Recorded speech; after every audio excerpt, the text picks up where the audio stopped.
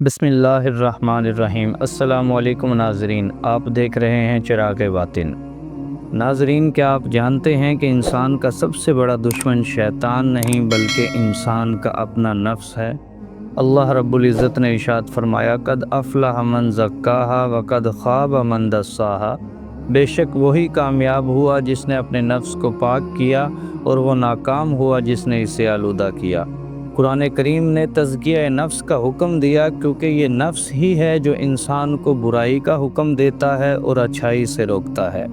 یہ نفس اگر قابو ہو تو انسان کو احسن تقویم کی منازل پر پہنچا کر ولی اللہ بنا دیتا ہے، اور یہی نفس اگر بے قابو ہو جائے تو انسان کو اسفل سافلین تک گرا کر فرعون اور یزید بنا دیتا ہے۔ بیرونی دشمن سے لڑنا آسان ہے، مگر جو دشمن آپ کے اندر بیٹھا ہو، جو آپ کی زبان سے بولے، جو آپ کی آنکھ سے دیکھے اور آپ کی نیت میں زہر گھولے، اس کا نام نفس ہے۔ امام شافعی رحمۃ اللہ علیہ نے فرمایا، اگر تم اپنے نفس کو خیر میں مصروف نہیں کرتے تو یہ تمہیں شر میں مصروف کر دے گا۔ یہ نفس کبھی انسان کو بندگی سے گمراہی کی طرف لے جاتا ہے تو کبھی تزکیہ کے بعد اسے مقام قرب الہی تک پہنچا دیتا ہے۔ آئیے آج ہم اس پر اسرار وجود یعنی نفس کی پہچان کی وادی میں داخل ہوتے ہیں، تاکہ معلوم ہو سکے کہ یہ دوست ہے یا دشمن، رہبر ہے یا رہزن، کیونکہ یہ ہمارے اندر موجود ہے اور مختلف حالتوں اور مختلف درجات میں ہوتا ہے۔ آج کی ویڈیو میں نفس کی 7 اقسام کے بارے میں بات کریں گے، جن کا ذکر براہ راست قرآن کریم میں آیا ہے، جو کہ بالترتیب نفس امارہ، نفس لوامہ، نفس ملہمہ، نفس مطمئنہ، نفس راضیہ، نفس مردیہ اور نفس کاملہ ہیں۔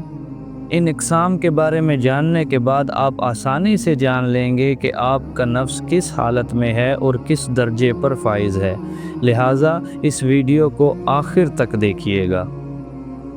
ناظرین، نفس کی پہلی قسم نفس امارہ ہے۔ نفس امارہ ہمیشہ انسان کو برائیوں کی طرف راغب کرنے والا نفس ہے۔ قرآن مجید میں ارشاد ہوتا ہے، ان النفس الامارۃ بالسوء، بے شک نفس امارہ انسان کو برائیوں کی طرف اکسانے والا نفس ہے۔ نفس امارہ انسان کو شہوات، نفسانی خواہشات، فحاشی اور عریانی کی طرف مائل کرتا ہے۔ یہ انسان کے دل کو دنیاوی خواہشات سے لبریز کر کے دنیاوی حرص و لالچ، جھوٹ، چغلی، چوری، مکاری، عیاری، غرور، تکبر، نفرت، الغرض دنیا جہان کی تمام برائیوں کا حکم دیتا ہے۔ امام جعفر صادق رحمۃ اللہ علیہ نے فرمایا کہ نفس امارہ انسان کا دشمن ہے، اگر تم اس پر قابو نہ پاؤ گے تو یہ تمہیں ہلاکت تک لے جائے گا۔ نفس امارہ والا شخص گناہ کر کے خوش ہوتا ہے، اسے کسی قسم کا پچھتاوا نہیں ہوتا۔ وہ خلق خدا کو ایذا و نقصان پہنچا کر اور ان کو ذلیل و رسوا کر کے فرحت اور خوشی محسوس کرتا ہے۔ امام غزالی رحمۃ اللہ علیہ فرماتے ہیں، نفس وہ کتا ہے جو اس وقت تک بھونکتا رہتا ہے جب تک انسان کوئی گناہ کا کام نہ کر لے، اور جب انسان نفس کے بہکاوے میں آ کر برائی کا کام کر لیتا ہے تو یہ کتا سو جاتا ہے۔ حضرت ابو علی شاہ قلندر رحمۃ اللہ علیہ نے فرمایا، اے نفس امارہ کی قید میں رہنے والے قیدی، اس کافر نفس کو ہلاک کر اور اس پنجرے کو توڑ دے تاکہ تو اپنے اصل کی طرف پرواز کرے اور اپنے اصل آشیانے مقام لاہوت لا مقام میں اپنا مقام حاصل کرے۔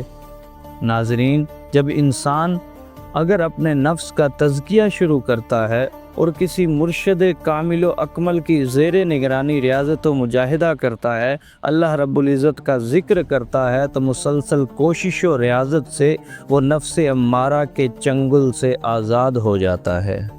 ناظرین، جب انسان نفس امارہ کے دائرے سے نکل آتا ہے تو نفس لوامہ کے مقام پر فائز ہوتا ہے۔ اس مقام پر دل میں ایک نور پیدا ہو جاتا ہے، اور یہ نور باطنی طور پر اس کے اندر ہدایت کا باعث بنتا ہے، جس کا فائدہ یہ ہوتا ہے کہ اگر نفس لوامہ کا حامل شخص کوئی گناہ یا غلطی کر بیٹھے تو اس نور اور ہدایت کے زیر اثر اس کا نفس اس کو ملامت کرتا ہے۔ اسی وجہ سے اس کو لوامہ کہتے ہیں، سخت ملامت کرنے والا۔ تو جب تک نفس امارہ تھا تو من کا کوٹھا بالکل سیاہ تھا، اب جب نفس لوامہ ہوا تو اس کے اندر ایک چراغ جل گیا، ایک چراغ باطن روشن ہو گیا، جس سے کچھ روشنی اور نور پیدا ہوا، جس کا فائدہ یہ ہوتا ہے کہ انسان نہ صرف نیکی و بدی اور اچھائی و برائی میں تمیز کرنے لگ جاتا ہے، بلکہ اس نور اور ہدایت کی وجہ سے وہ بدی اور گناہ کے کاموں سے نفرت بھی کرنے لگتا ہے۔ اسی لیے اللہ رب العزت اس نفس کی قسم اٹھاتا ہے، وَلَا اُقْسِمُ بِالنَّفْسِ اللَّوَّامَةِ، کہ مجھے اس نفس کی قسم ہے جو اپنے اوپر ملامت کرتا ہے۔ نفس لوامہ کے حامل انسان کو کوئی گناہ کا کام کرنے کے بعد پچھتاوا، شرمندگی اور ندامت محسوس ہوتی ہے، اس کا ضمیر اسے جھنجھوڑتا ہے اور وہ اللہ کے حضور توبہ کرتا ہے۔ نفس کی یہ حالت نجات کی طرف پہلا قدم ہے۔ ناظرین، نفس لوامہ کا حامل شخص نفس امارہ والی بیماریوں سے تو نکل آتا ہے، لیکن اس کے باوجود بھی کچھ رذائل اخلاق ابھی اس میں موجود ہوتی ہیں، جیسا کہ خود پسندی، تکبر اور دوسروں پر اعتراض وغیرہ۔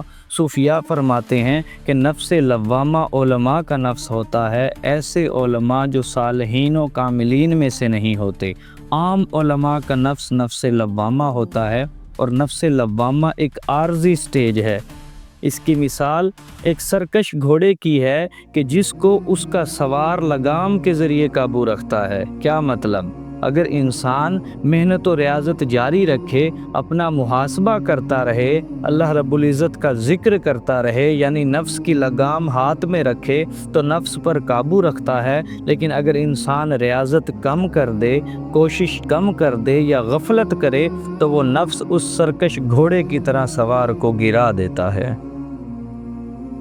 اگر انسان مرشد کے زیر نگرانی ریاضت و مجاہدہ جاری رکھے تو مزید روحانی ترقی ہوتی ہے، اور انسان نفس لوامہ کے درجے سے آگے ترقی کر کے نفس ملہمہ کے مقام پر فائز ہو جاتا ہے۔ اور یہ نفس ملہمہ انسان کے دل کے اندر نیکی، پرہیزگاری، تقوی اور اطاعت کے خیالات ڈالتا رہتا ہے، یعنی الہام کرتا ہے، اور اسی نیک اور نورانی الہام کے عمل کے باعث ہی اسے نفس ملہمہ کہتے ہیں۔ نفس امارہ تھا تو شیطانی خیالات اور وسوسے دل میں ڈالتا تھا، مگر نفس ملہمہ انسان کے دل میں روحانی، نورانی، نیکی اور صالحیت کے خیالات انسان کے دل میں ڈالتا ہے۔ نفس ملہمہ میں اچھائی اور نیکی کی طرف رغبت و شوق پیدا ہونے لگتا ہے، جبکہ برائی اور گناہ کے کاموں سے نفرت ہونے لگتی ہے۔ اگر اس سے کوئی نیک عمل ترک ہو جائے تو اس کی طبیعت پر گراں گزرتا ہے، جبکہ دوسری طرف اعمال صالحہ کرنے سے طبیعت میں سکون پیدا ہوتا ہے۔ نفس کی اس حالت میں انسان کے قلب پر الہام الہیہ کا نزول ہوتا ہے، اور وہ روحانی طور پر بیدار ہونے لگتا ہے اور صراط مستقیم اختیار کر لیتا ہے۔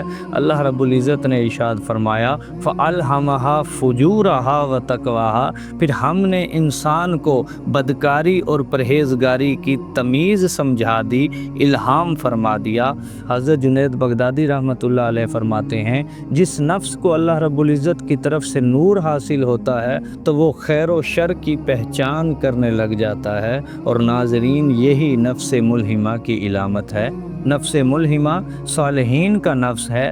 اس نفس کے حامل لوگوں میں قناعت ہوتی ہے، ان کی طبیعت سے لالچ کا صفایا ہو جاتا ہے، بخل اور کنجوسی نکل جاتی ہے، جبکہ سخاوت آ جاتی ہے۔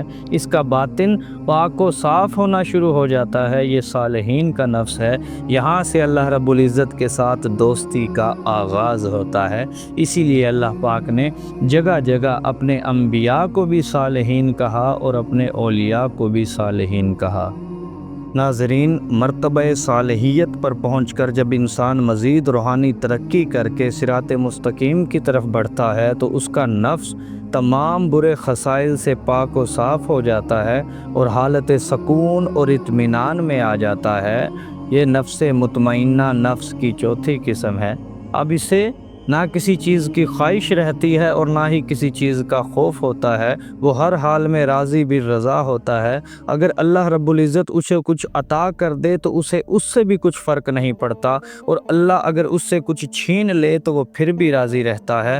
اللہ چاہے تو اسے ہنسا دے اور چاہے تو رلا دے، اللہ چاہے تو اسے کھلا دے، چاہے تو بھوکا رکھے۔ الغرض اللہ اسے جس حال میں بھی رکھے اس کا نفس ہر طرح سے مطمئن اور حالت سکون میں ہوتا ہے۔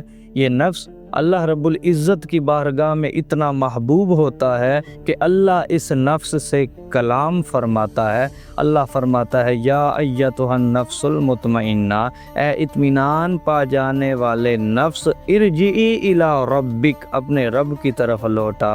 اسے بتایا جاتا ہے کہ اے بندے، جس وطن میں تو کھویا ہے وہ تیرا اصل وطن نہیں ہے، بلکہ تیرا اصل وطن وہ ہے جہاں تیرے محبوب کا جلوہ حسن تیرا انتظار کر رہا ہے۔ لہٰذا ارجعی الی ربک، اپنے رب کی طرف لوٹ آ۔ ناظرین، اس مقام پر ولایت کا آغاز ہوتا ہے۔ جو ولی اللہ ہوتا ہے وہ صاحب نفس مطمئنہ ہوتا ہے۔ حضرت بایزید بسطامی رحمۃ اللہ علیہ فرماتے ہیں، نفس مطمئنہ وہ ہے جو اللہ رب العزت کی رضا کے سوا کسی چیز پر بھی راضی نہ ہو، یعنی اس کی رضا صرف اور صرف اللہ رب العزت کی رضا میں ہو۔ نفس کی پانچویں اور چھٹی قسم نفس راضیہ اور نفس مرضیہ ہے۔ یہ نفس مطمئنہ کی اعلیٰ ترین حالتیں ہیں۔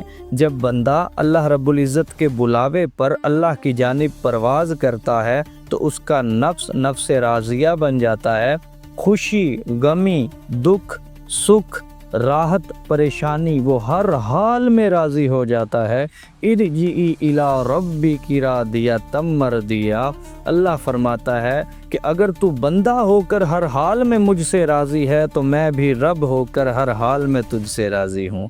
نفس راضیہ میں بندہ رب کا طالب ہوتا ہے اور مرضیہ میں بندہ مطلوب ہو جاتا ہے۔ نفس راضیہ میں بندہ محب ہوتا ہے، جبکہ نفس مرضیہ میں بندہ رب کا محبوب ہو جاتا ہے۔ اور انسان کامل کے درجہ پر فائز ہوتا ہے تو اس کا نفس کاملہ ہو جاتا ہے۔ یہ ساتواں نفس ہے اور یہی کاملیت کا آخری مقام ہے۔ اللہ رب العزت کا ارشاد ہوتا ہے، فادخلی فی عبادی وادخلی جنتی، اللہ فرماتا ہے میرے بندے تو مجھ سے راضی ہے، میں تجھ سے راضی ہوں، اب تو میرے کامل بندوں میں شامل ہو جا اور میری اعلیٰ ترین جنت میں بسیرا کر۔ عبادی، میرے بندوں میں داخل ہونے کا حکم نفس کو شان کاملیت سے سرفراز کر رہا ہے، اور جنتی، میری جنت میں بسیرا کا حکم اسے اعلیٰ ترین مقام سے بہرہ یاب کر رہا ہے۔ انسان کامل کے بارے میں علامہ محمد اقبال رحمۃ اللہ علیہ فرماتے ہیں، اس مرد خدا سے کوئی نسبت نہیں تجھ کو، تو بندہ آفاق ہے وہ صاحب آفاق۔ ناظرین، آج ہم نے نفس کے ہر دروازے پر دستک دی اور جان لیا کہ کبھی یہ نفس امارہ ہوتا ہے جو برائی پر اکساتا ہے، تو کبھی لوامہ ہوتا ہے جو ضمیر کی خلش جگاتا ہے، اور کبھی مطمئنہ ہو کر رب کی رضا میں سکون پاتا ہے۔ انسان کا سارا سفر نفس امارہ سے نفس مطمئنہ تک ہے۔ جو یہ سفر طے کر لیتا ہے وہ شریعت، طریقت اور حقیقت کی منازل طے کرتے ہوئے ایک دن معرفت الہی تک رسائی حاصل کر لیتا ہے۔ یہاں انسان پر راز کھلتا ہے کہ وہ کبھی تنہا نہیں تھا بلکہ ہمیشہ سے رب کے قرب میں تھا، بس درمیان میں نفس کا پردہ حائل تھا جو ہٹ گیا۔ اس مقام پر آ کر انسان اپنی حقیقت پہچانتا ہے کہ وہ کوئی عام جسم نہیں بلکہ وہ نور ہے جو رب کے نور سے جڑا ہوا ہے۔ ناظرین، نفس کو جان لینے کے بعد اس پر محنت کرنا اور اسے نور الہی سے سرشار کرنا بہت ضروری ہے۔ اللہ رب العزت سے دعا ہے کہ ہمیں نفس کے شر سے محفوظ فرما کر ہمارے دلوں کو نور معرفت سے روشن فرما دے، اور ہمیں وہ نفس عطا کرے جو مطمئن ہو اور تیری رضا میں سکون پائے۔ آمین ثم آمین۔ ناظرین، اگر آپ کو ویڈیو پسند آئی تو اسے لائک کیجئے گا، شیئر کیجئے گا اور چینل کو سبسکرائب کیجئے گا تاکہ آپ کا اور ہمارا رابطہ بنا رہے۔